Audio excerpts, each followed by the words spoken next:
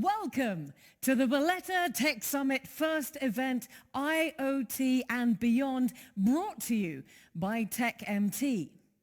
Valletta Tech Summit IoT and Beyond promises to connect, to innovate and inspire. The joy of such a conference such as this is the opportunity to discuss ideas and learn from each other. I invite you to all get involved in the upcoming event as we focus on issues around digital disruption, innovation, and emerging tech. This edition of the Valletta Tech Summit has some excellent speakers lined up, and it's very much the place for you to have your say and contribute to the lively discussions. 12 hours of content from the best minds, 2 parallel agendas, success stories, a multitude of opportunities to network and collaborate, connecting with like-minded individuals, sharing knowledge, building co-creation opportunities, and fostering new business opportunities. Ladies and gentlemen, let's go.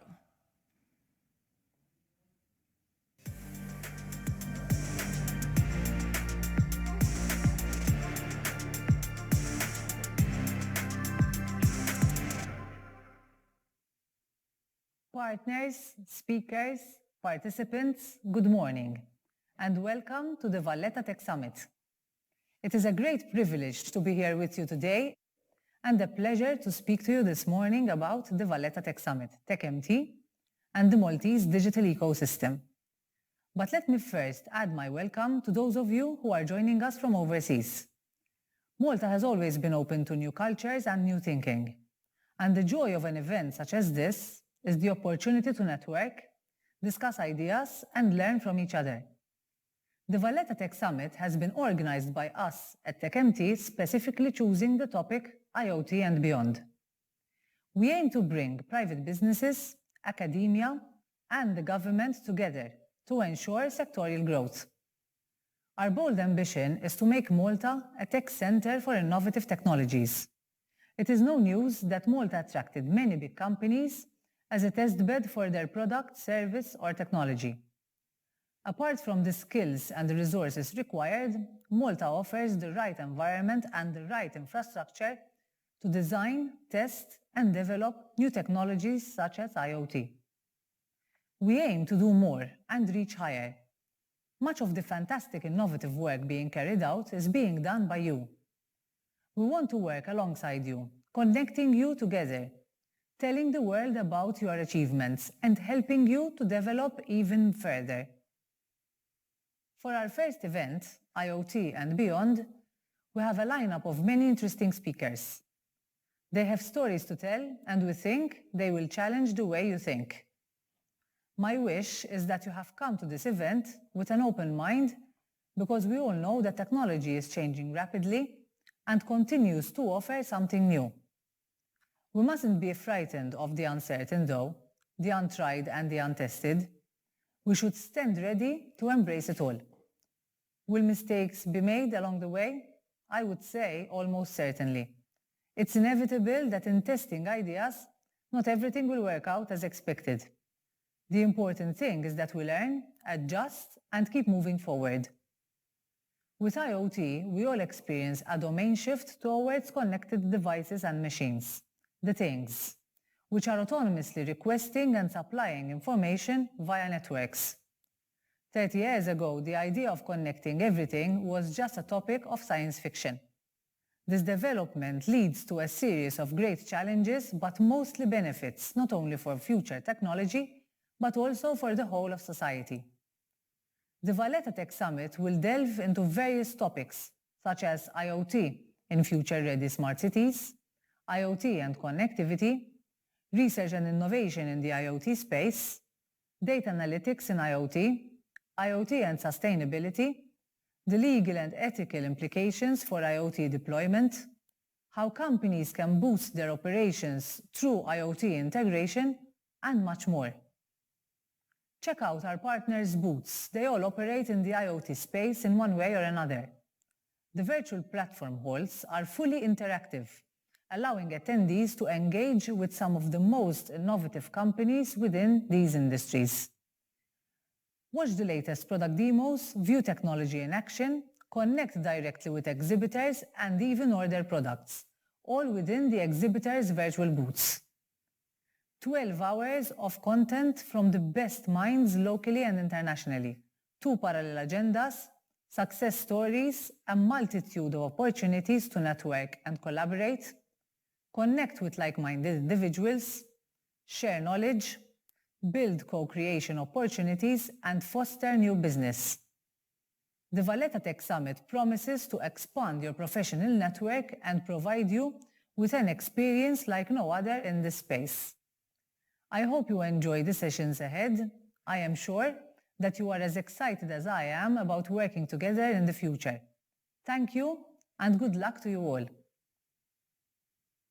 Many, many thanks indeed to Dana Farrugia. Dana is the CEO of TechMT, a foundation established in partnership between the Government of Malta and the Malta Chamber of Commerce, Enterprise and Industry to promote the national strategy for technology and innovation. She's engaged in ensuring sector growth for technology and innovation, primarily focusing on AI, blockchain, IoT, cloud services, data analytics, software development, robotics, cybersecurity, and research on innovation solutions. Dana Farrugia has worked in telecoms for 14 years, mainly shaping the mobile, fixed, internet, TV, fiber, and IP networks in Malta. She's also worked at the Ministry of Economy, Investment and Small Businesses for 6 years, where she has developed an in-depth understanding of the needs of different local industries and also gained a sound exposure on the potential of various international markets. Dana Farrugia is also a director at Malta Enterprise and at the Malta Startup Foundation. Thank you so much for that introduction, and let us continue by introducing the Honourable Silvio Schembri, Minister for Economy, European Funds and Lands.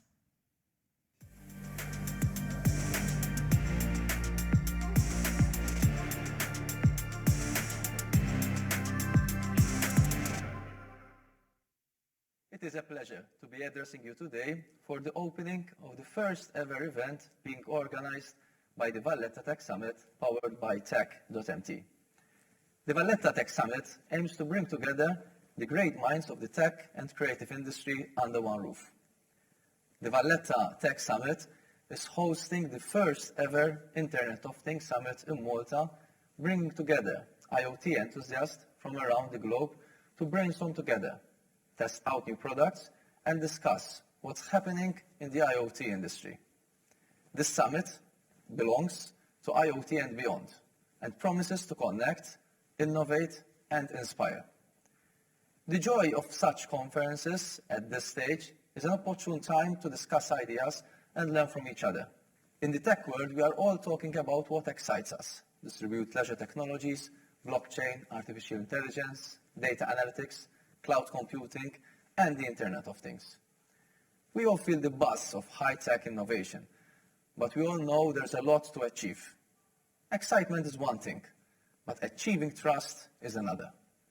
Trust tends to be established over time. And we've made a good start in Malta. We boast of being the tech hub of choice because of our swift acceptance of emerging technologies and pioneering regulation. It's obvious this country needs to stay at the top of our game on technology front. We want to be a leading player globally. I know that this might sound a little bit audacious. After all, we are not the biggest country in the world. But many companies have come here and done extremely well, benefiting from a fantastic combination of factors that nurture business success. And there's no reason why we can't build upon this for the future. And this is where TechMT comes in. It was established by the Malta government in partnership with the Malta Chamber of Commerce, Enterprise and Industry, a public-private partnership with a mission to promote Malta internationally as a center for innovative technologies. Tech.mt aims to position Malta as a high-quality, creative, digital country. Malta may be small, but this is the place where companies can test their products in a real-life scenario. This edition of the Valletta Tech Summit has some excellent speakers lined up. It is very much a place for you to have your say and contribute to a lively discussion, network, build fruitful relationships, and explore new opportunities. I wish TechMT and everyone a great success. Thank you. Thank you so much to the Honourable Minister Silvio Schembri. Now, ladies and gentlemen, kicking off the Valletta Tech Summit is Dr. Cristina Buetti, who is the ITU focal point on environment and smart sustainable cities. She is also the counsellor of ITU-T Study Group 20, Internet of Things and Smart Cities and Communities at the International Telecommunication Unit.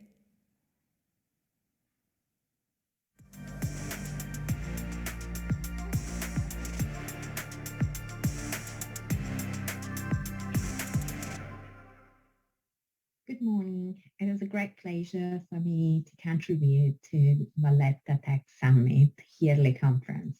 My name is Cristina Buetti, and I'm the IT's focal point on environment and smart sustainable cities at the International Telecommunication Union. And today I'll be presenting on the role and activities performed by the ITT and the work currently conducted on Internet of Things and smart sustainable cities. Cities today are facing many challenges in the dimensions of environment, economic, and social sectors. These challenges span from cities' ongoing GHG emissions, traffic congestion, financial constraints, worsening air pollution, increasing energy and water usage, and of course, the pandemics. The global pandemic has made addressing these challenges through digital transformation more urgent. However, cities have significant opportunities to implement digital transformation practices. Smart cities in general strive to achieve the Sustainable Development Goals.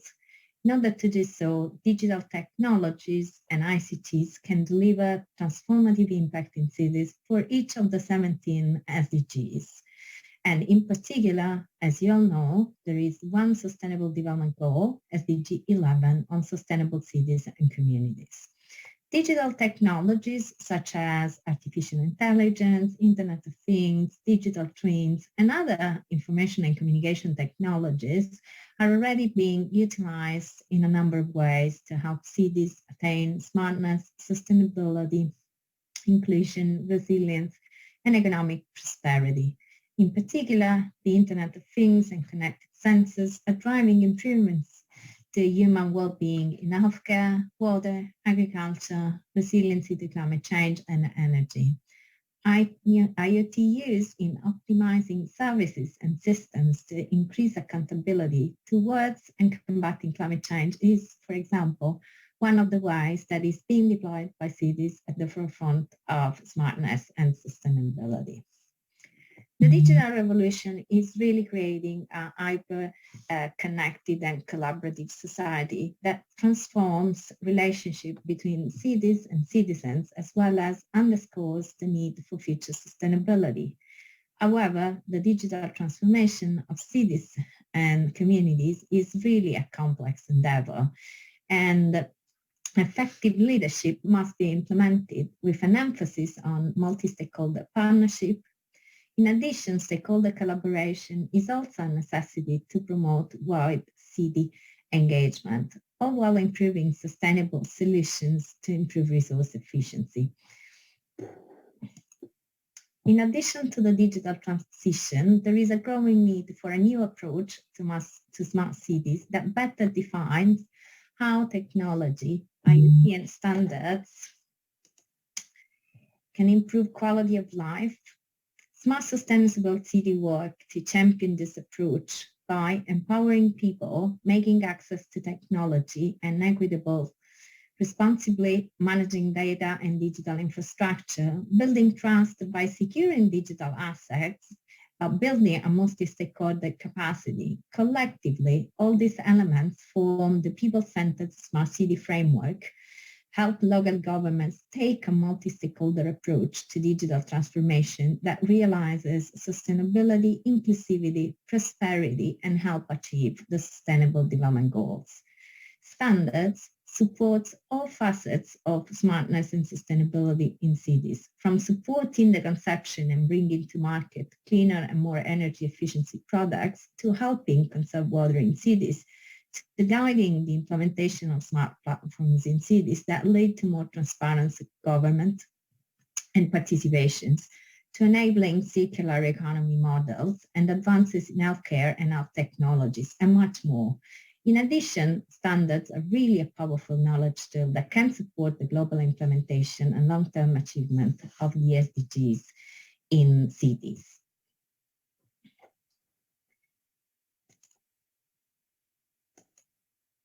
With that being said, city can do all of this alone. It's very difficult. Cities need the support of standards to guide them on their journey to being smarter and more sustainable. So what is a standard? Standards are really a set of guidelines that are available for consideration and use worldwide. They are voluntarily developed, they are tested vigorously. Standards are also developed by an international group of experts. They are consensus-based and driven by public consultation. Standards are documented good practices which are voluntarily applied. And with the increasing need for cities and communities to attain the SDGs, there is critical need to have proper standards in place. International standards really enhance the use of ICTs and IoT in cities and communities in many important ways. For example, standards can help cities and communities implement the necessary measures, processes, and policies for digital transformations. International standards lay the foundation for really best practices, which provide specific guidelines and offer a way for cities and communities to measure themselves and improve practices. Standards, they really have the ability to help establish a common ICT and IT requirements and the capabilities needed for smart cities. They can facilitate the sharing of knowledge by helping to ensure common understanding of concepts, terms, and definitions, which prevents errors. In addition, standards offers a variety of benefits, including the possibility to be used for improvements in quality, to reduce the number of technical variations and allow consumers easy access to interchangeable technology. In addition, international standards help governments and regulators develop policies and help them achieve public policy goals. In a nutshell, international standards pave the way for the adoption of ICTs and other emerging digital technologies like the Internet of Things for cities and communities today, but also in the future. The International Telecommunication Union, ITU, being the UN specialized agency responsible for ICTs, has a vital role to play in establishing the trajectory and standardizing digital transformation in cities.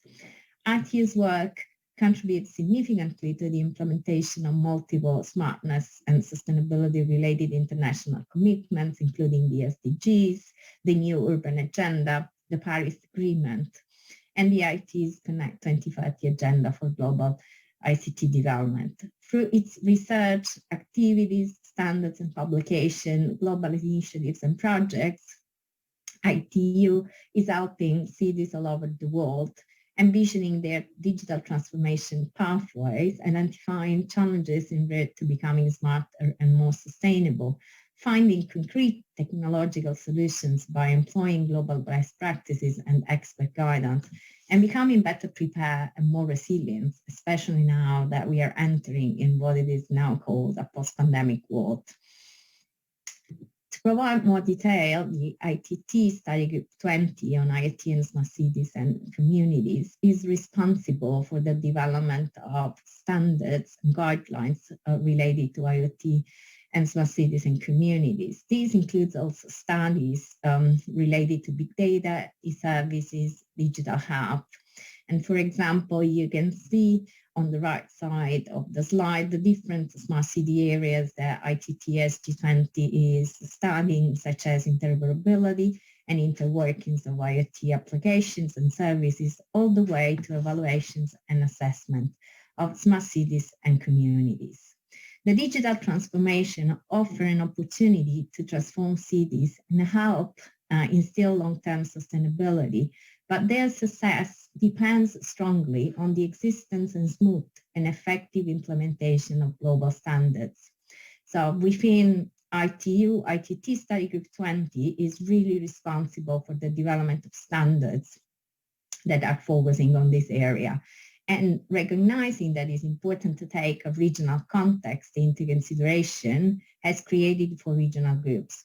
One group being also in different areas of the world, including the ICAT region. Collaboration is also key, and for example, ITU together with ISO and IEC is working on a smart city task force, as well as created joint coordination activities on IoT and smart cities and communities, which supports collaboration and coordination with other standards developing organizations on this topic. ITT Study Group 20 has developed already almost 200 standards, which spans different areas, including requirements and use cases, infrastructure and architecture, interoperability, data management, on assessing, identification, and also security. An area of special consideration, for example, is interoperability, which, as you may all know, is one of the key challenges that are faced by cities.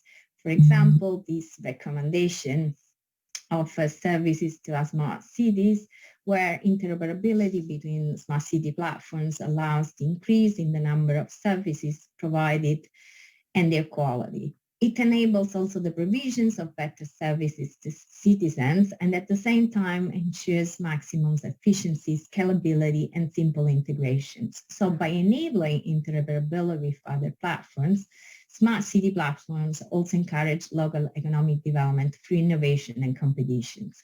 And really, this standard recommendation Y4200 defines the requirements for the interoperability of smart city platforms and its reference points in order really to ensure the correct functioning of city services. This recommendation is also complemented by another recommendation, Y.4201, which presents the high-level requirements and reference framework of smart city platforms. So now the need for this recommendation stems from the increasing need for cities and communities to provide services while also reducing costs, resulting in the need to access different data sources. So as you can see on the slide, instead of having data in silos, we will be able actually to reach information sharing, integration, and cross-collaboration, and of course, interconnection of systems.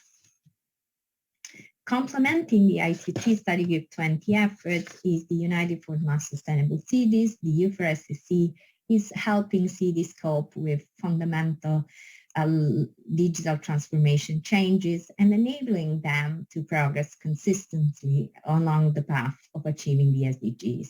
The U4SSC is a UN initiative collaborated by ITU, UNEC, and UN Habitat, and supported by other 14 UN bodies, dedicated to really help cities achieve SDG 11.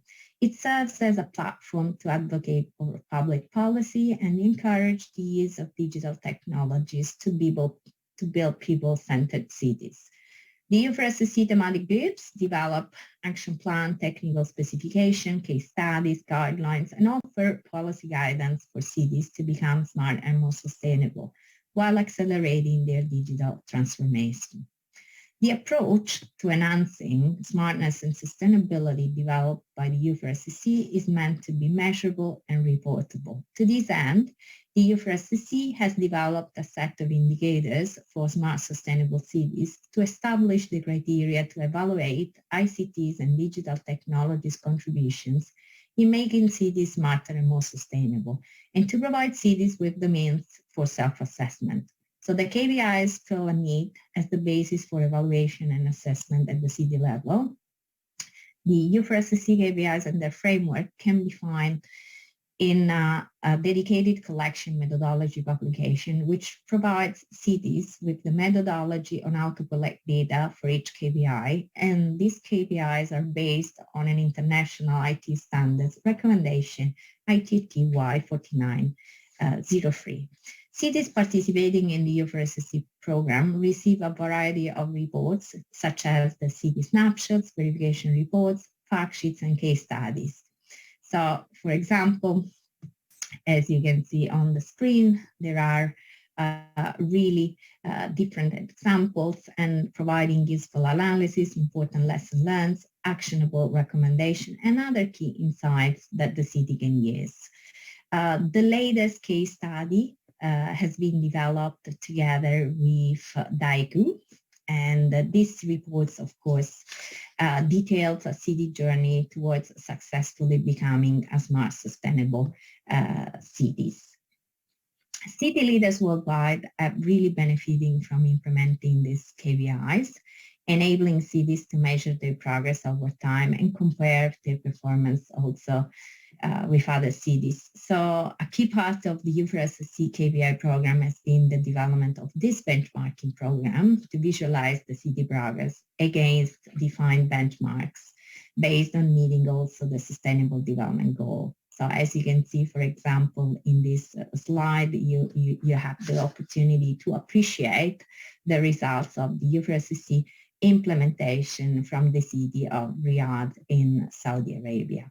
Another initiative that I'd like to mention is the Toolkit on Digital Transformation for People-Oriented Cities and Communities. ITU has recently launched, together with 11 UN entities, a toolkit on this topic, which brings together UN expertise to guide cities in planning and implementing digital technology solutions to address challenges in key areas. The toolkit is a one-stop guide containing latest international standards, such as those developed by ITU, but it also contains UN resources, publications, and reports. It is a comprehensive yet not exhaustive collection of information that is meant to inspire and support progress towards the SDGs at the local level. Release number 1 was launched in February 2022 and includes modules on digital transformation, data processing and management, accessibility, smart energy management, etc.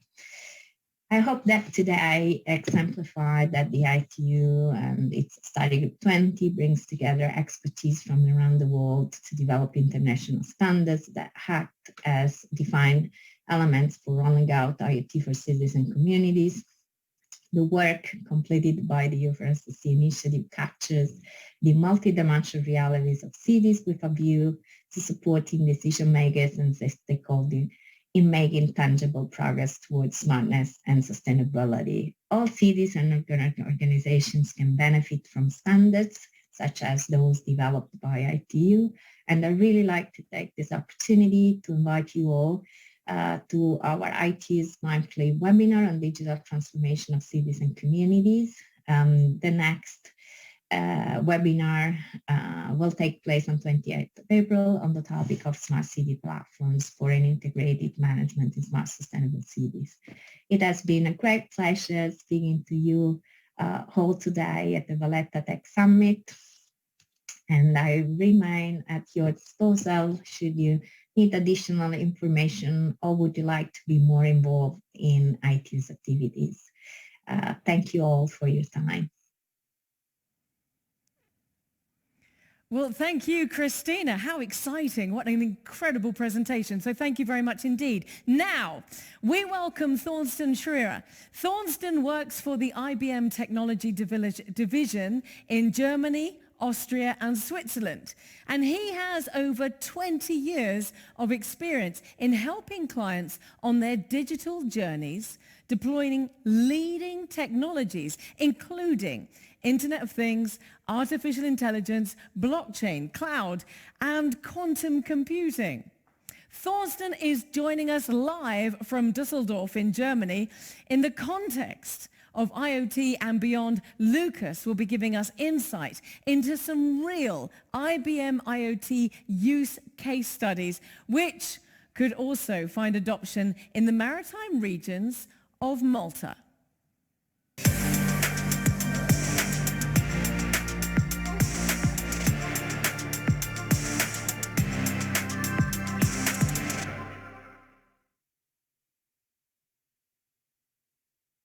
Yes, hello, good morning and welcome here live from the beautiful city of Düsseldorf. Sunny skies, 17 degrees, so probably even better in Malta, I guess.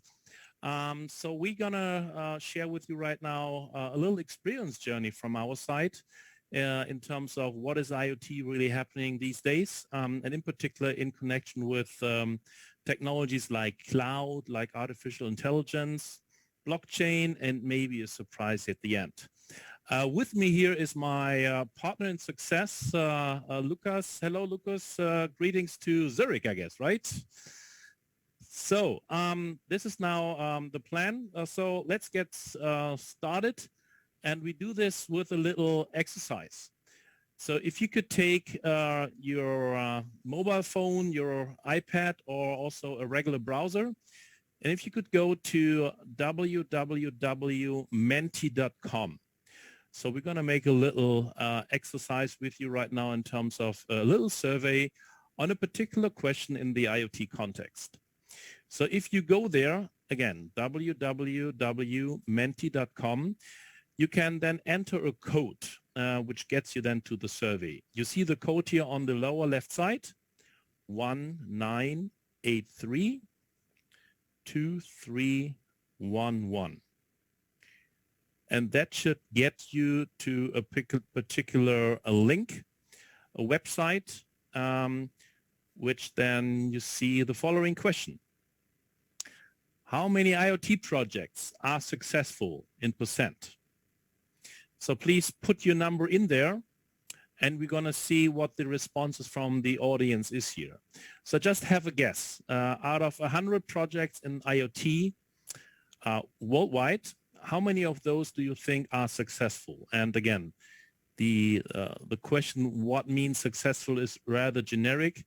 Successful in terms of outcome, in terms of in budget, in terms of capabilities. Take it generic. So if you could please share your number there. Once again, www.menti.com, and then you see the code on the top side again. And we'll see what the responses is going to look like in a second or two, I hope.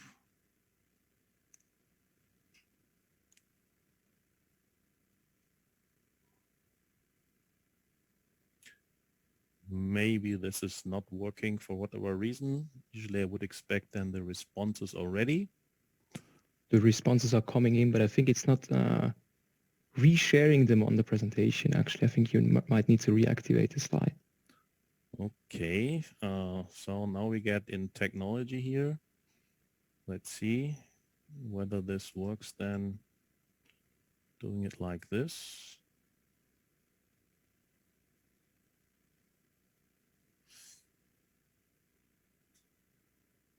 Well, somehow it doesn't work right now. So let me give you the answer. 12%. This is really based on a research which has been done in 2020. So only 12% of so-called named IoT projects have been successful. And you might wonder, why the hell? 12% only. I mean, the IoT topic is out there for 10, 15 years already. And why is this such a small number only? Part of the reasons I think we're going to address later on in the presentation here. So again, I'm working in the technology segment within IBM here over in DACH. DACH stands for Germany, Austria, Switzerland. And with me here, my colleague Lucas is coming from Switzerland, also working on the same particular area on the technology side. So what we put together right now is also in terms of a little bit on the history, where is really the IoT coming from? And if you really look on the basics, the first barcode, which has been attached to this chewing gum here, has been kind of deployed in 1974. And for me, this was already kind of the start for IoT, because this is kind of a sensor. even though there's no electricity in there. It's just a basic barcode. But that was the starting point really, where you were able to kind of get a status update of a package, where that is maybe in the supply chain. And again, a long time back, barcode are still out there, widely used. But if you then really look to the first connected device in the internet, have a guess. It's 30 years back, more than 30 years back, and it has been a toaster. And you might wonder, why a toaster? Well, because we could, right? It was just a student who really worked on the first kind of connectivity of a device. And for whatever reason, this guy kind of really chose the toaster to do so. But the question on all this is then, of course, a smart connected toaster is of no value unless this produces better toast. And this was also the challenge already, I think, on the business value here. There was no better toast just because it was connected. So the key value on everything around IoT is really, what is the value proposition that connected device can contribute? And there has been a lot of work on that in the last 10 or 15 years to drive value really out of IoT, because not everything which is connectable drives value per se. So you need to have a business purpose behind that to deliver really the additional value with the connectivity of that particular device. Not a surprise. Good. So if we now look in terms of how does really an IoT solution looks like, right? What are the different ingredients? You always start on the bottom. We have sensors and actuators, and those are connected to devices. Well, we had the barcode example. This was not really an electronic sensor, if you like so, but those sensors are really the triggers for everything which comes after in there. That's kind of the starting position. And one of the big challenges in terms of sensors right now is also the topic retrofitting. So everything which comes directly from a manufacturing line has now sensors, and you can connect that to the internet and drive your value proposition on that. What about those products which are out there already since 20, 30 years, right? Old machines which still drive value for the connectivity. So the activity on not only greenfield products, but this retrofitting is a big challenge in the industry in order to drive value from machines which have not been delivered in the first place as a connected device. Once you have those sensors and you have this kind of data that those sensors are sending, you need to collect them somehow. So gateways are required in order to drive really an IoT system. And then you need to have a network. So somehow this data needs to be transmitted, whether within a facility or within a city. A network is there. And of course, 5G is a key driver these days in order to transport this kind of data, which has much more capacity than the classical 3G, 4G. So 5G drives a lot of on the business value, because you can now drive business cases which was not possible really in a 4G context, if you like so. And then once you have data and go through the network, what do you do with the data? And this is where then data has been collected in a cloud platform. Hopefully it's going to be hybrid. And you need to have applications, because you need to do something meaningful with this data to run this IoT solution after analyzing the data in a better way. So only there the value really comes into play in order to really have a meaningful discussion on what we're going to do with the data and how do we improve the performance of a potential solution. And meanwhile, we not only talk about IoT, there's a kind of a new term out there, which is then the combination of AI and IoT, AIoT. And this is really artificial intelligence on the data analysis side is the key enabler really to make value out of the connectivity of things. So this is how we see the situation currently on this particular technology. And we just talked about this multi-cloud environment. Important component here also is not everything which is transferred in terms of data can be transferred to the cloud because of the response time that you have interacting with the cloud. So edge computing is the other technology which is very on vogue right now in an IoT context, because there's certain data which needs to be calculated, analyzed on the edge, means here on a machine, because response time is very quick to adjust the machine performance if you like so.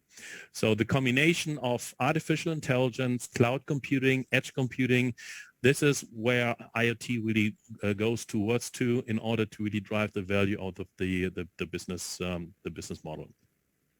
So much on the heritage on where is IoT coming from and where we are today.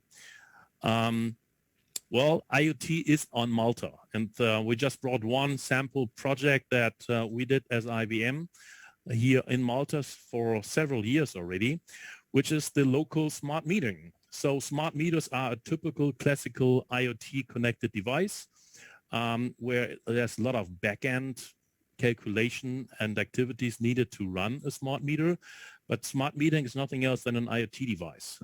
So we have the data platform here in place. We do analytics on the data. There's a lot of automation involved in order to do something meaningful with the data. So it's nothing new. And in Malta, IoT is in there for a long time. For example, here with the local smart metering system.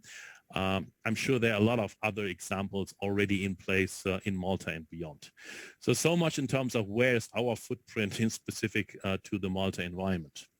So now I got to give it another try. Maybe we work now with the Mentimeter. So the question right now is to you again, go back to www.menti.com, go to the particular number that you see on the screen. And the question now is, what key business problems does IoT address from your perspective? And again, I give you 30 seconds of time to see whether we can do this once more. Any advice, Lucas, to make sure that works here right now? Do I need to reload something? I think if the results are not showing on screen, you might need to actually do a quick out of the presentation and just do a right click and reactivate the slide, basically. Reload the slide. Let's see if it works this time. Okay.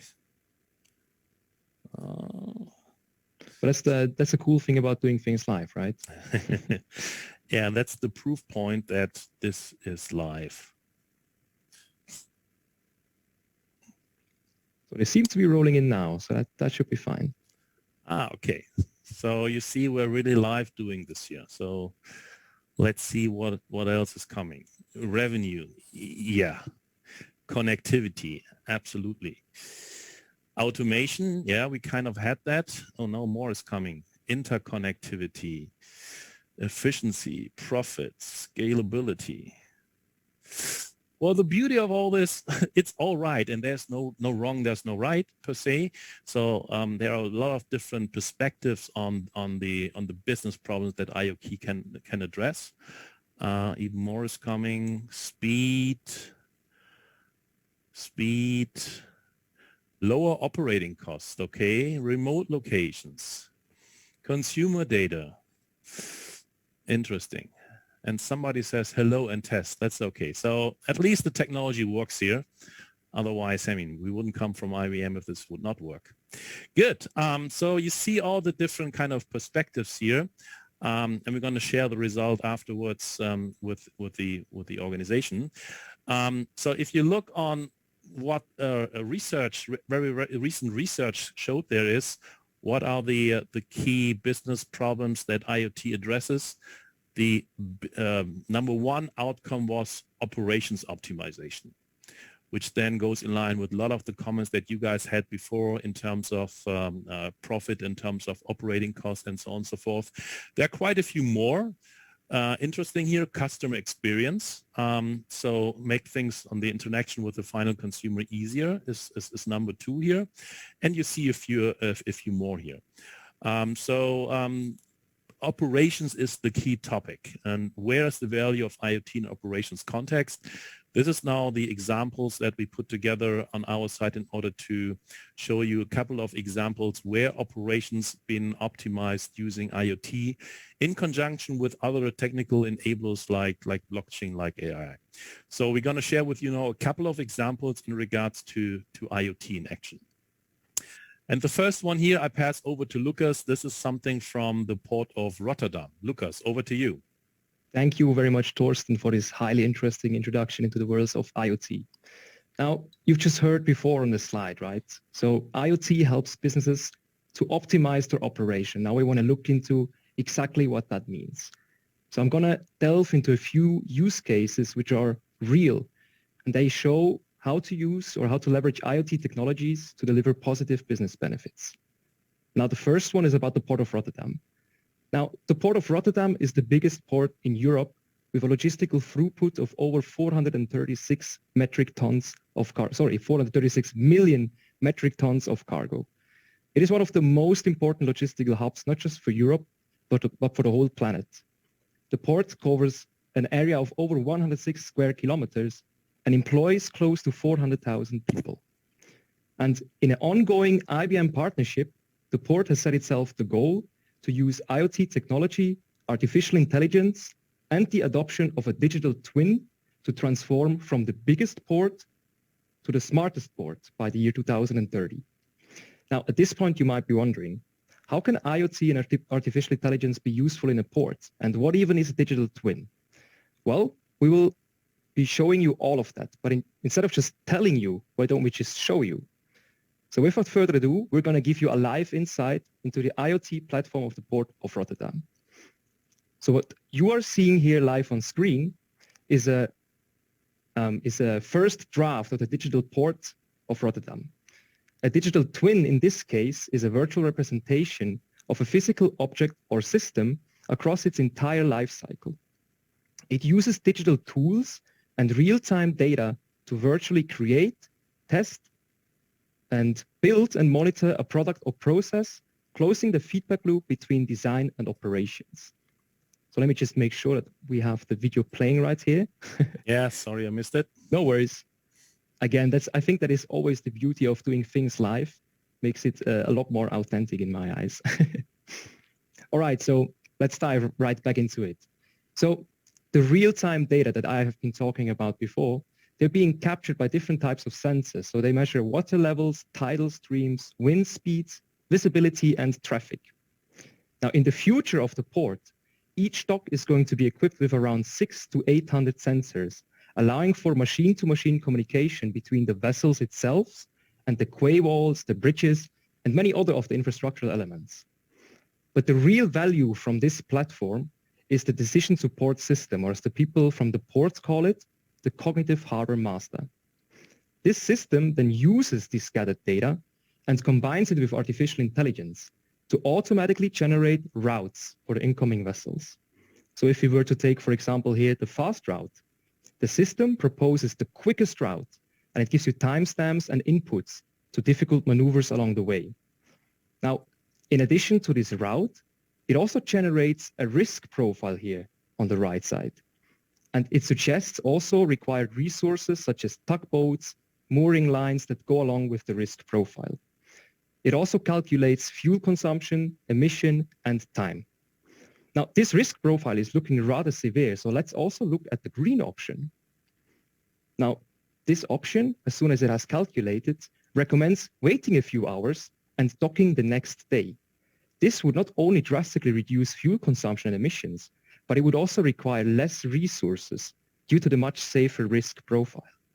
So this comparison between the two options supports not only the port and the captain with their decision making, it also gives the port the opportunity to strategically steer their business. So they could, for example, incentivize the vessels to use the greener route by simply making it cheaper. This would also help them reach their sustainability goals in the near future. So what you're seeing here live on screen, this is what is being planned for the next few years. By the year 2030, however, the port has the aim to have ships sailing fully autonomously through the port systems and into the docks, relying on machine-to-machine communication. Now, if you move to the next slide, we would like to show you yet another example where IoT can really help build bridges to better insight, and that is in infrastructure. Now, I guess most of our audience members today are from Europe. Therefore, I'm sure that pretty much anyone is aware of this shocking example of what happened in Genoa, Italy on the 14th of August in 2018. Now, on this day, the Viadotto Polcevera collapsed, leading to 43 casualties who lost their lives to the failure of infrastructure. Now, please remember, this bridge took up to 1,000 trucks per hour and over 25 million cars per year. And what makes it even worse is that the operating company had known since the year 2014, so 4 years prior, that the construction was in danger of collapse. Yet, no sensors have been used to monitor the state of the bridge. So disasters as such are devastating and terrifying and need to be prevented by any means in the future. That is why I would like to introduce you yet to another use case on the next slide, where AI and IoT is disrupting the way we deal with problems, which is the Great Belt Bridge in Denmark. Large structures like the Great Belt Bridge have always relied on people, trained mountaineers in this case, to manually climb and inspect them for ages. Now, this is a very risky and also a very slow process. But what other options do you have to monitor and inspect assets in a more technologically advanced way? Well, what is being done particularly to solve this problem is, again, to implement a digital twin and use the structured real-time data from IoT sensors to gather insights. But these sensors alone might not be able or might not be capable of detecting all of the damages to the infrastructure. That is why drones are being applied to gather also unstructured data in form of photographs. So if we move to the next slide, you will see that these photos are then carefully but efficiently analyzed by AI technology, which automatically detects cracks, rust, corrosion, and displacement. So by using this AI and IoT technology, so the artificial intelligence of things, inspections that used to take months can now be done in a single day. This does not only save time and money, it also potentially saves lives. And as the cherry on top, it projects a lifespan extension for the Great Belt Bridge of around 100 years, meaning that it will avoid 750,000 tons of CO2 emission. So, having heard all of that, I'm sure that most people would agree the new hero is not the person who does the repair. The new hero is the person who makes sure that the repair is never needed in the first place. And with this quote, I would like to hand back over to you, Thorsten, for some more interesting IoT use cases. Great, thanks, Lucas. And talking about the hero, you see a new hero from our perspective here on the right-hand side, a robot. But this is not just a regular robot. It's a robot which has a lot on edge computing capabilities on it and artificial intelligence on it. And what it really is it's a robot, it's called Spot, from the US company called Boston Dynamics, which provides the overall body and the robotic kind of activity of the device, the IoT device, if you like so. But what we attached to this robot is a brain. It has ears. It has eyes. You see the camera on the top. And it has a nervous system. And by adding those capabilities to this piece of equipment, all of a sudden, it becomes a hero because it can do things that human beings are not able, willing, capable of doing, if you like so. This is a joint project that we have done also together with IBM Research, which is really a landmark kind of activity. We are at the start point of that. And why is that the new hero? Because it reduces cost for sensors being deployed on equipment. Like the example that Lucas had with the drone going on the bridge to do visual inspection, this Spot robot can do visual inspection. So this is the case then where the sensors are not attached to the thing, but this robot is running around and checking the status quo of a piece of equipment, if you like so. So that reduces then costs on that side. And of course, in particular in hazardous kind of environment, just a nuclear power plants, for example, heated environments. The police here in Düsseldorf, for example, has this stuff to be used in fire situations to check whether people are still in a building. So there are a lot of use cases in order to, where this particular thing makes sense, where you're kind of limited, where you cannot attach the sensors to the thing, but you can bring this kind of piece of equipment to the thing and check the status quo. That might sound all very generic right now, but we see here now a real life example on that. You see here a robot running through a facility, and on the top left you see what the robot is seeing. So this is kind of the visual representation of what the camera is seeing. And the purpose is here to check the status quo of the fire extinguishers in the building. So here it's the robot found a fire extinguisher, everything is fine, so check mark, all okay, and the robot continues its path through the facility to the next checking point for the fire extinguisher. So he runs through the route, which has been kind of pre-reserved, and goes to the next fire extinguisher, and you see here, it's missing, there's no fire extinguisher. Nice information that is missing, but automatically a work order has been generated with the work order management system here, Maximo from IBM, in order to change that status quo. So somebody needs to go to that place and need to replace the particular fire extinguisher. So spot is running further to the next spot, and there is a fire extinguisher, but it is blocked. There's stuff in front of it, which is not okay in terms of if there a problem exists. So same thing, automatically Spot is generating a work order for somebody to come by to fix that particular problem, and so on and so forth. So this is a starting point where this technology is really deployed.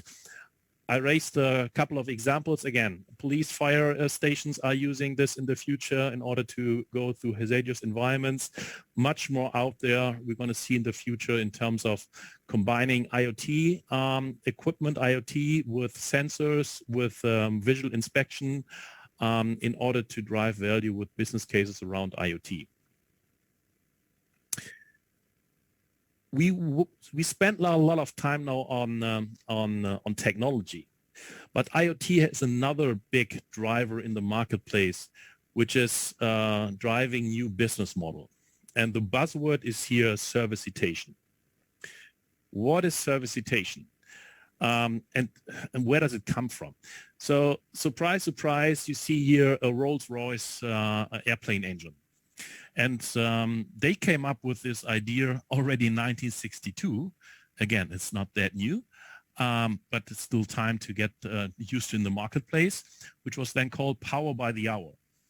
So the model is all about that you do not sell your finished product to the end user in a one-time deal, but that you sell a service. That's called servicitation. A service means operating hours. So instead of paying like $1 million for a particular engine, you sell $1,000 per hour that engine is running. This is what all about servicitation is. But in order to do that, you need to know what is the status quo of that engine. So you need to have sensors and analysis in order to make sure this engine is running. Because if the engine is not running, you don't make money. So this is the key trigger why IoT was very much needed in order to support this overall business model, which has been in the first place a nightmare for the CFOs, because you don't sell a product by one-time shift. You sell this by the hour, and that has a major implication, of course, on the balance sheet for a particular company in the starting point. But it is much nicer for the CFO if you have this ongoing revenue flow when you follow a business model like that. And that also drives, by the way, not only the subscription economy that we all see these days, but it drives in particular also industry convergence.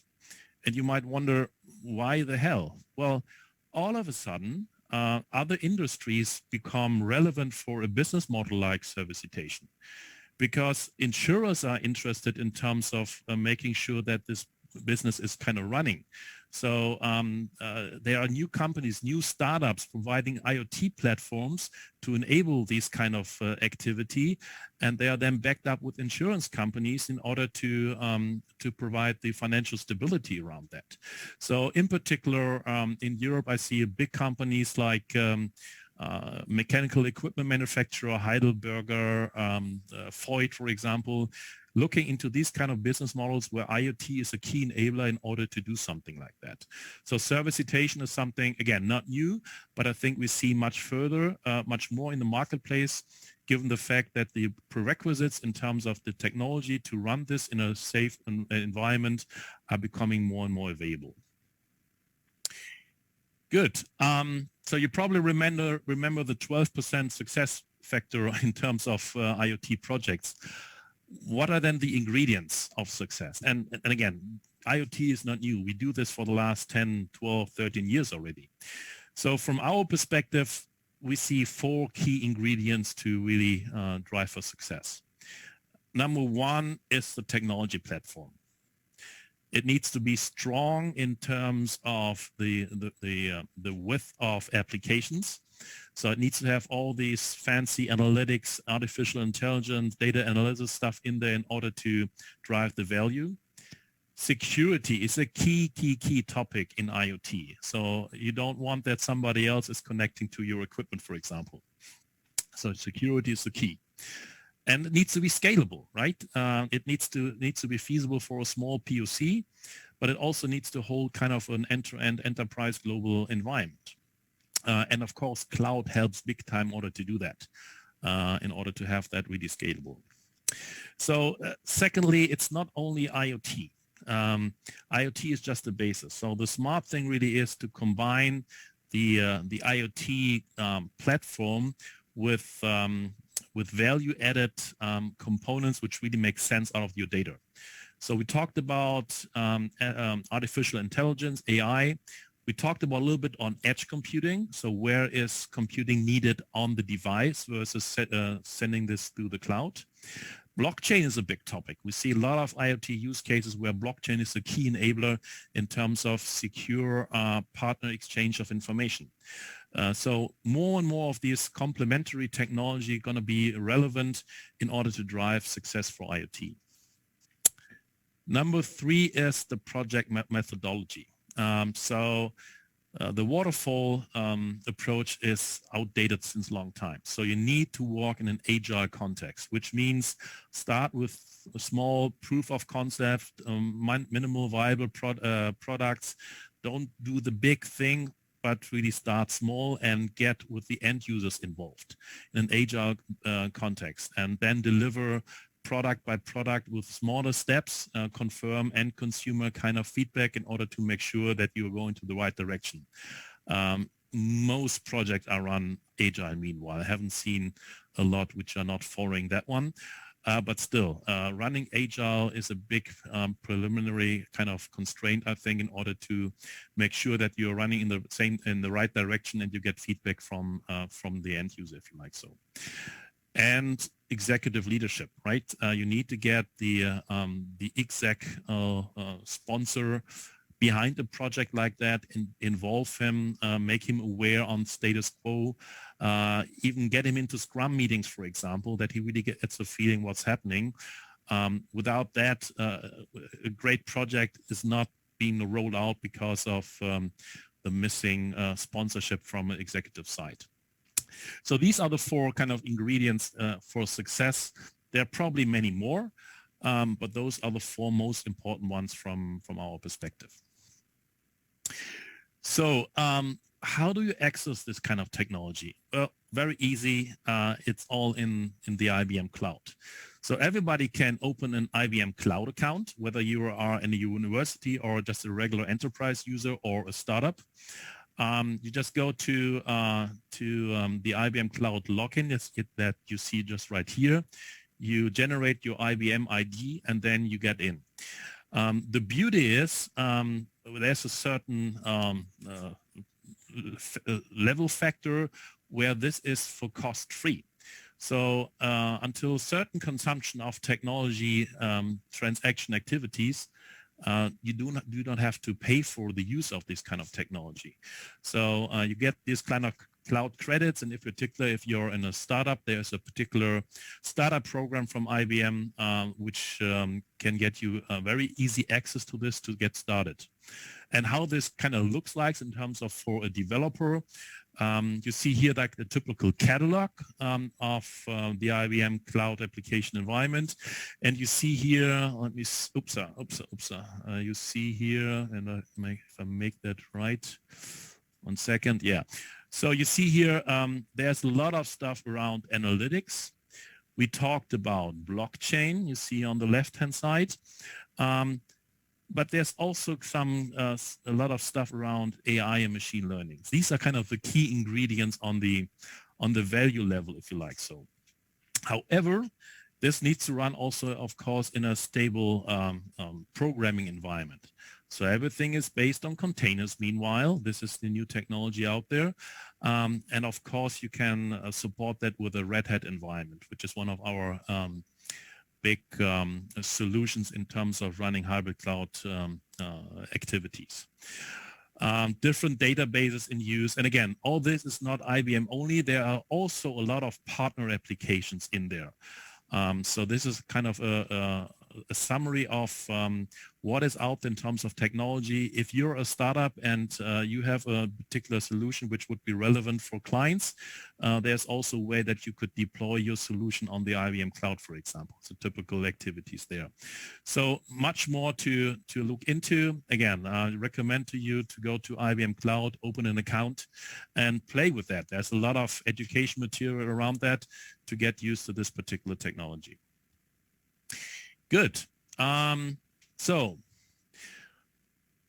the question though, however, is what is IoT in the bigger context even? We have seen now the infrastructure the topic with the bridges. We have seen Spot running into a facility to do visual inspection. But what about the bigger concept? What I mean by that, and you probably see that with the photo here, it is about the environment. What can IoT do in terms of sustainability? This is the big topic that it's on the boardroom of every big enterprise these days. And when you see and look around, what's happening these days is climate failures, right? We here in Germany had last summer a big flooding catastrophe, really, with several of dozens of dead people in the Ahrweiler area. This is the picture here. Very devastating. So the question is, what can IoT contribute there? Weather becomes more and more an impact on the performance of a business in terms of availability of parts, in terms of supply chain risk management, for example. How can we kind of use that in the particular context in terms of extreme weather? And then biodiversity loss. That's number 3 big topic in here. And again, this is coming from the World Economic Forum just from January, I think, this year. These are the 3 big topics right now that the human beings are kind of addressing. And of course, the question is to what extent really IoT can contribute here. So what we see in terms of the typical use cases on the sweet spot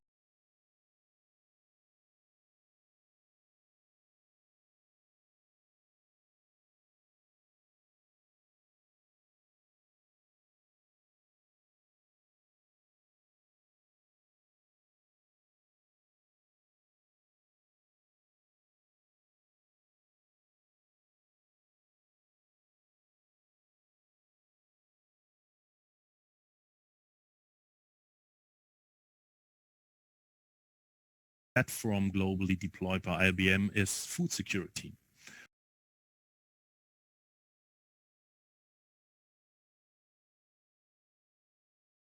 Help to reduce that, to overcome that, and to protect people. So these is now looking forward also the areas where we see IoT going to play a very vital and important role. Good. That's it from our side for the time being. You see here on the right-hand side a couple of the colleagues from IBM which are walking in and or for Malta.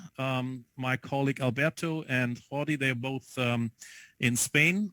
So you see here their email addresses and names.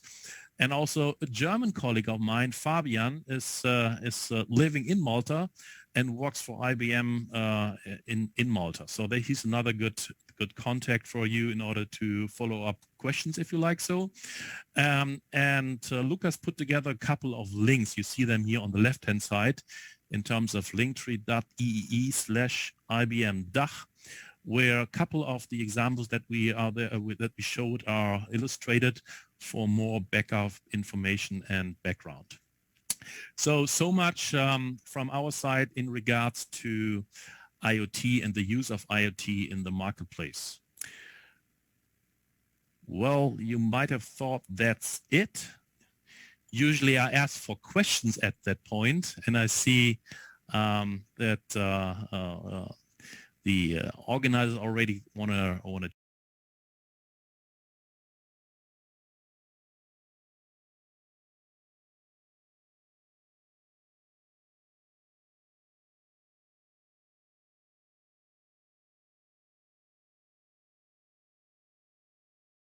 go to the chat and just put in there, raise your arm.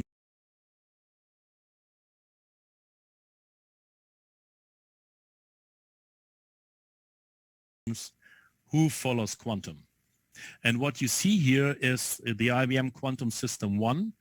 That is the first quantum computer physically in Europe. It stands close to Stuttgart in our headquarters.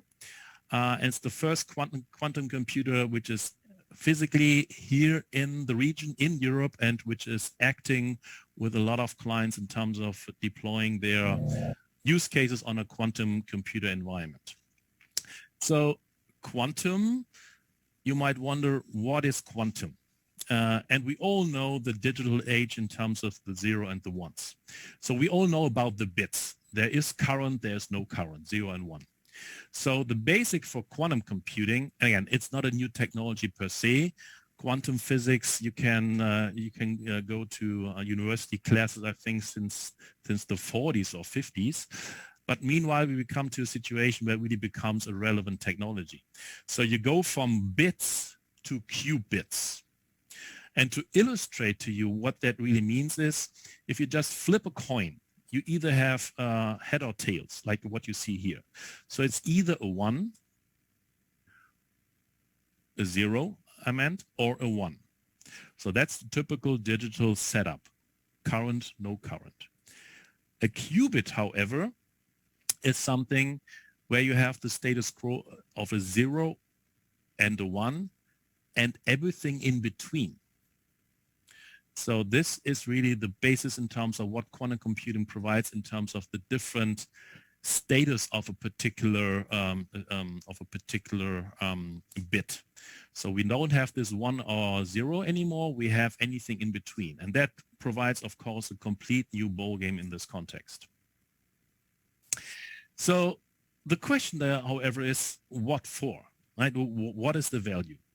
So the question now to the audience, just think about for a second, is how long does it take a conventional computer to crack RSA encryption?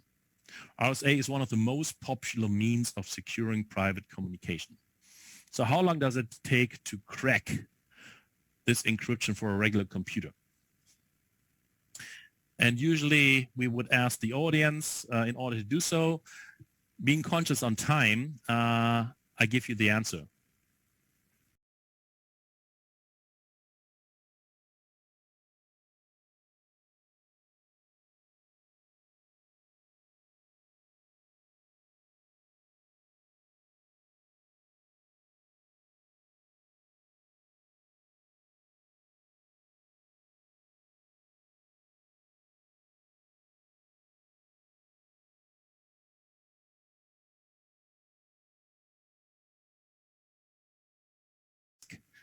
That a regular computer had this lifetime duration, if you like so, a quantum computer would need just minutes, which is a great message per se, but it also drives, of course, the challenge. If that is possible, how do we overcome that if we protect our encryption in the future? And they're just very handy. Just last week, we announced the newest mainframe, the Z16. And this is the first mainframe which is quantum encryption ready. So a quantum computer cannot encrypt that particular machine. So we see much, much more on this quantum computer and the use of that. The question to the audience, and maybe a topic for a next year IoT event like this, is where is IoT and quantum? And interestingly enough, we have not seen that many use cases really for quantum in the IoT context yet, because it's a new topic. There's a lot of use cases around chemistry research, for example. We do battery design with Mercedes, for example, in terms of finding better battery technology. There's a lot of stuff around supply chain and production, availability of parts. So a lot of use cases there. But the sweet connection on IoT and quantum, that is still a pending topic, and eager to understand whether anybody from the audience has a good idea where the smart spot between IoT and quantum sits from your perspective.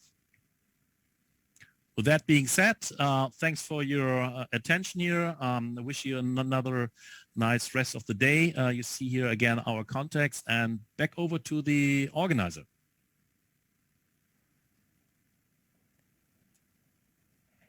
Thank you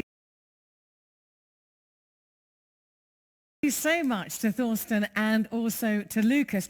How incredible. Right now, we're going to have a quick look at smart cities using IoT devices, such as connected sensors, lights, and meters to collect and analyze data, just as we've just seen. The cities then use this data, as we've heard, to improve infrastructure, public utilities and services, and more. Find out a little bit more about this in this video. A smart city is a city where digital technologies are used to improve citizens' quality of life, govern the city's infrastructure, and manage its urban environment. In practice, IoT can provide real-time data on traffic flow to alter traffic lights and other infrastructure in seconds for optimal traffic management, or make an impact on utilities efficiency and improve traffic flow through increased road safety and centralized monitoring. A smart city functions based on data collection with connected sensors through IoT devices. Let's explore the myriad of benefits in implementing the Internet of Things in city structuring.